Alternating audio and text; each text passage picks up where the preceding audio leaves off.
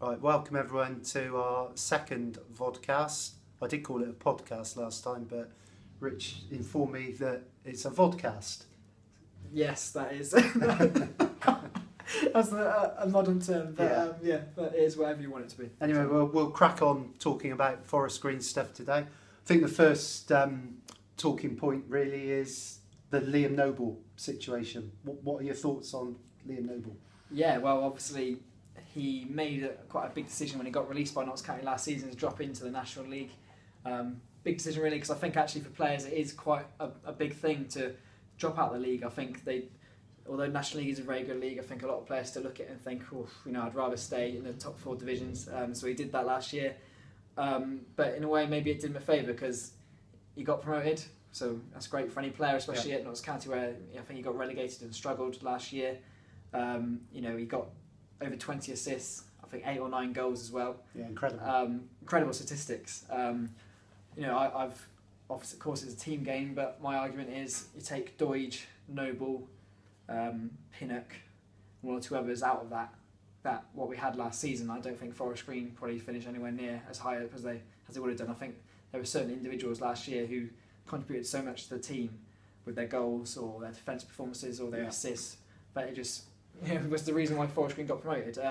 So obviously he's a player that Forest Green would like to keep hold of, I would think, especially going into League 2 because he's played in that league before and has a lot of quality. But if he wants to go, which is a possibility, then maybe that's something the club will have to consider. I don't know what your thoughts are. I mean, the last sort of 24 hours there's been reports that Forest Green have turned down a bid of 50,000 and now potentially they would accept 100,000. It would have to be a deal with sort of add-ons and where Notts County finish, etc., etc. Not sure if that's 100% true. Not had a chance to speak to Mark Cooper about that yet. I spoke to him last week, and obviously the first bid he described as unrealistic. So every player's got a price, haven't they? So if it went to 100,000, then would Forest Green let him go? I don't know. I think they possibly would. Yeah, I suppose with just a year on his contract, 100 grand would be quite welcome, wouldn't it? But would League 2 Notts County be willing to pay that? I know they've got a new owner now, Alan Harding. But of course they released him 12 months ago for free, and to pay 100 grand must feel like a big figure. But if Kevin Nolan there is desperate to add a player of that quality, to his ranks, then he's got to maybe sometimes spend a bit of money. And Liam, I've not seen his stats for League 2, but if his stats in the National League or anything to go by, would be a welcome addition to probably the majority of League 2 teams. Yeah, I mean, it must be a real nightmare for the manager, for the player. It all surrounds agents really, doesn't it? I know agents have got to do the best they can for their players, but it must just be a real sort of tricky time. I have spoken to Liam completely off the record. He said to me that he's not sure what's going on and he just wants to play football, I think. So my feeling is that if a bid came for 100,000, I think the player would want to go, and I think Forest Green would let him go. But that's just my opinion. I know Liam was quite keen to move his girlfriend down from Newcastle and settle in this area, but football's it's not like an everyday job, is it? Yeah, no, absolutely. But it's interesting that Forest Green had stayed in the National League. When imagine a player of Liam's talent and ambition would straight away be looking to get a league move. But of course, Forest Green are now a league team, so at least they're playing at the level that he wants to be playing at. But here to Newcastle is a long way. I don't think he drives, so he goes on the train a lot. So it is a long way. Not that Nottingham is any closer really to Newcastle necessarily, but maybe that is another thing to consider. But whatever's happened, he's made a pretty big impact on this club, let's be honest, and quite impressively, and it just goes to prove that he could do it. His disciplinary record, of course, I think it was quite well spoken about when he came here. I think he got sent off like 3 times in one season for Notts County. Last year, he didn't get sent off at all, and I don't think really I can remember him ever coming close to even getting sent off, whether that was talking to the ref, bad tackles, maybe that was because he got made skipper, but it just goes to show that Liam could do it, and if he went back to Notts County, could he keep that up, or would he go back to how he was? I don't know, but just goes to prove that he did have the ability not just to be a fantastic footballer, but to have the discipline we needed as well. And you must have been pleased to see that, because we needed him in every game. Oh yeah, I mean he was outstanding at times, wasn't he? He had little dips like every player does, but I guess he's one of those players when the opposition manager and the players, they look and see his name on the sheet, it's somebody that they worry about, a bit like when John Parkin was at Forest Green. You saw John Parkin's name in the starting 11, and it gives you gives you something to think about. But I think overall, Joyce, I think it's in the balance, that one, isn't it? 50-50 really. I don't know if you would agree with that. Yeah. With him staying or leaving. Yeah, I suppose a lot of it is to do with what Notts County want to do. If they think they can plump up a certain amount of cash, that is quite a significant figure Forest Green are happy with, and there you go. Then maybe Forest Green will tick the box. There are lots of other players out there, lots of talented players out there, especially now Forest Green League 2 team. But Liam's stats for last season at least suggest that he's the sort of player you probably do want in League 2. I'd say in many ways. Yeah, I mean Mark Cooper has spoken about last week with me that there is interest in these younger players, but they are players that he wants to keep. And I think most younger players at the club now, like your Pinnocks, people like that, would they go to another League 2 club? I don't think so. I think a Championship club comes in, you think about it, or an ambitious League 1 team, but Forest Green is a club that a lot of players want to be at. It's a good club to be at. Yeah, and the thing is as well, something that we never used to have in the past is the contracts. Obviously that's how the club has changed, the amount of money it now has to spend on players the last 4, 5, 6 years. There was a time when, let's say Jim Harvey's era, where every player was on a 9-month to 1 year contract, and you knew that when it came to it, unless you could find some way of appealing to that player and saying, look at what we're doing, we're trying to do this, you knew that Simon Cliss was going to go, you knew Anthony Tonkin was going to go, you knew that eventually Jonathan Smith would go.